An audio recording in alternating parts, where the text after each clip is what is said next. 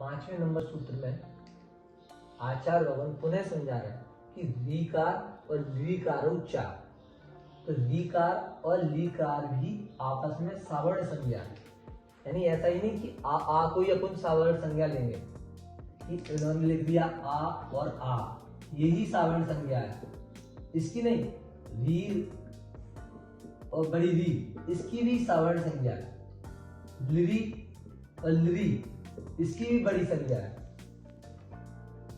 ई और ई, इसकी भी बड़ी संज्ञा है। ऊ और बड़ा ऊ, इसकी भी सावर्ण संज्ञा है।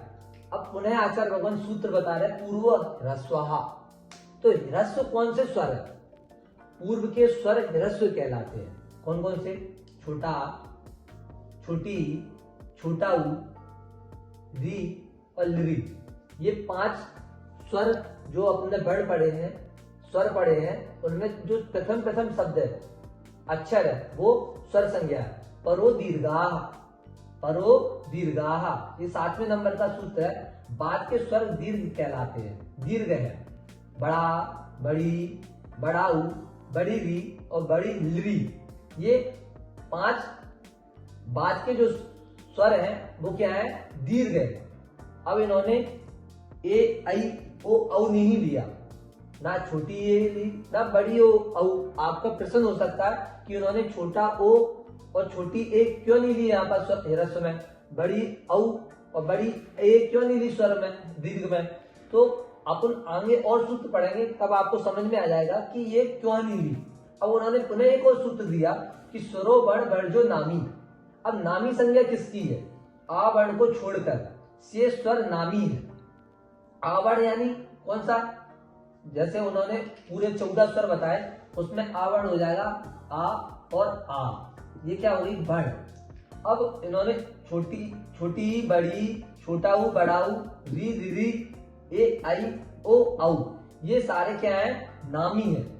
ये 2, 2, 4, 2, 6, 2, 8, 2, 10 स्वर क्या है? नामी है।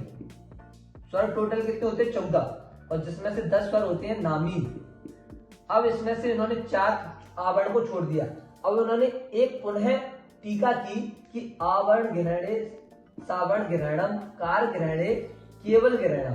तो वर्ण जहां पर लगा है, जैसे आवरण लिखा है वहीं पर आवरण, तो आवरण से अपन को क्या लेना है? छोटा आ और बड़ा आ दोनों लेना है, ठीक है।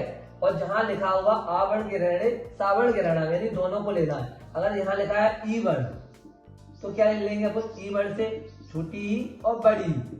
अगर कहीं ये लिखा है कि ऊकार, तो मात्र यहाँ पर ऊ लेना है, बड़ा ऊ नहीं लेंगे। तो ये यही समझा रहे हैं कि आ वर्ण से दोनों शब्दों को लेना है।